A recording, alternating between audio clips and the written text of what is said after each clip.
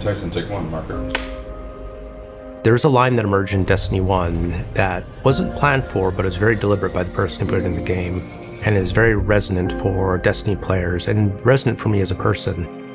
And that line is, Guardians make their own fate.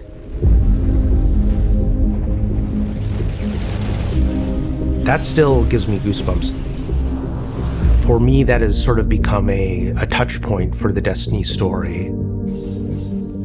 Again and again, external forces come and try to impose a fate upon you and humanity. And again, you show them that they can't do that. We make our own fate.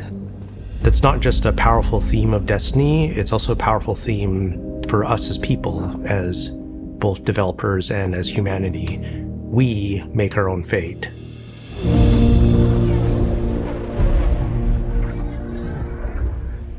When you're talking about 10 years of story, there's a lot of stuff crammed in there, and there's a lot of things that we could do and could talk about. But as storytellers, the hardest part isn't coming up with the ideas, it's knowing which ones are the important ones. We want to tell a story that makes you, the player, feel like all of that time that you invested, we saw you, and we want to give you the experience that you've been waiting for. We looked at everything we had, we laid it all out, like whiteboards and like everything. We were trying to look for a theme that felt resonant, not just for this story, but for Destiny as a whole. And the theme that we kept coming back to was purpose and fate. And that's what this story is about, not just for ourselves as the player, but also for our characters. I used to think I'd give anything to bring you back. I cried quite a few times doing those scripts because I treated it with the love of a fan. Every time I opened a script, I was like, what would I want to see? What would I want to hear? You get to see their emotional journey, the struggle of how do we defeat the Witness?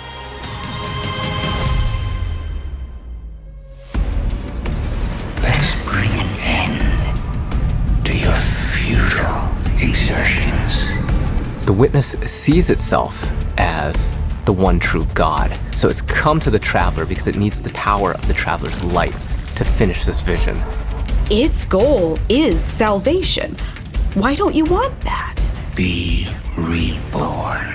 Our mission is to make sure that we can prevent it from getting the light, the thing that it needs, in order to make it all happen.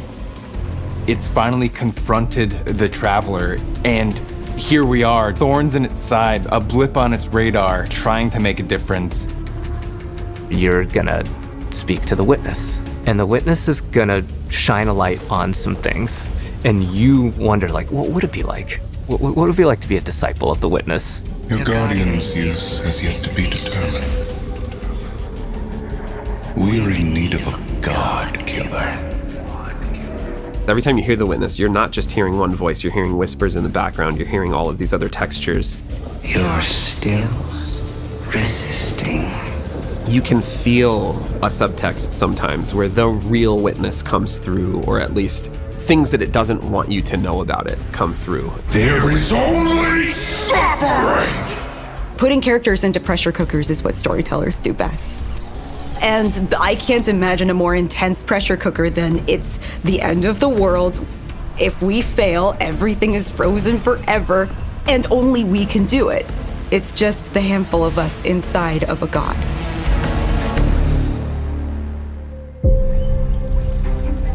There were a couple of themes that we had when we started on the Pale Heart. The two main ones that I remember were surreal and shattered to spire.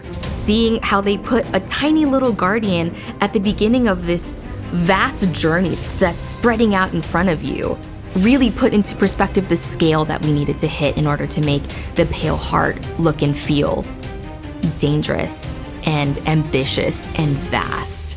When we were thinking of surreal things, it was a bit of a challenge, because how do you make something surreal? For me, is putting familiar things out of context. What is the thing when you turn the corner that you are not expecting? So that's when we play with scale, we play with unexpected things, repetition.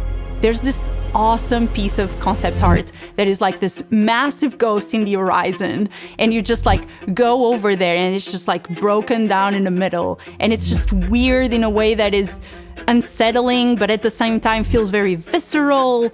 Another one that we used was body parts, and it sounds a bit strange because we didn't want to do body horror. So I was taking screenshots from the game and just trying to find silhouettes and things that would look surreal. And I started replacing all the trees with hands. So all the limbs was made out of fingers coming out and eyes were on the floor. And I do remember our direction was like that, like more hands. Are there hands holding up the freeway in which we were born? Yes. You'll recognize it instantly, and then almost as quickly, you'll realize you've never been here before. I definitely feel like there's some aspects of the Pale Heart where like, this is freaking weird and scary. I want to take that risk. I want to push a little bit of what expectations of a destination can be, and I hope that players love that. As players progress, they get to see more influence of the Witness, not just on the Traveler, but also on the races that it's interacted with that we've seen so far. The Dread are a result of the Witness experimenting with the light. So while it's inside the Pale Heart, it's able to access the light as it's trying to siphon it. It is using that light to create and alter new and different combatants. And so we've encountered some of these members before. Now we have a name for them. The new Dread units. They're using a new language, collaborating with narrative. We went through and used this constructed language tool to generate different phrases and figure out like grammar structures and other things. The pyramid language that the new Dread units speak is actually translatable. So players, if they're really interested in figuring out what the pyramid units are saying, could decipher these. Kos yen itget, baktoku vakad. The Husks are an interesting addition to Destiny because you've never fought anything like them before. We talked about, oh yeah, they need some big weapons. Like, it needs to look like this thing is serious business. They wanted a bit of a secondary unit on it, so like a 2-in-1. As the sketches were progressing, we were kind of like, oh, this feels like it's sentient.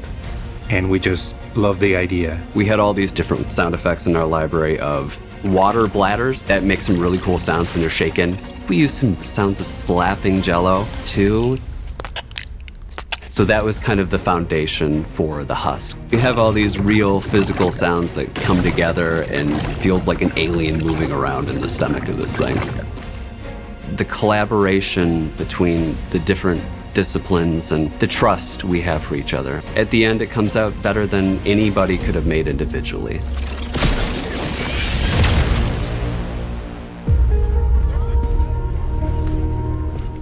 There's a moment where you realize, looking at the final shape, that it's not just a story about the Guardian's journey, it's also kind of the story of Destiny's journey.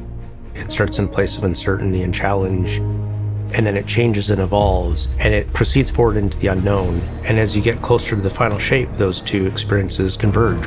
We know where we're going, we know where we're aiming for. I feel very confident about the love and the work and the thoughtfulness that everyone working on this release put into it. And I think it's inevitable that when people start going in and experiencing all these different things that make up this expansion, I think they're gonna see it. I won't lose another soldier in this war.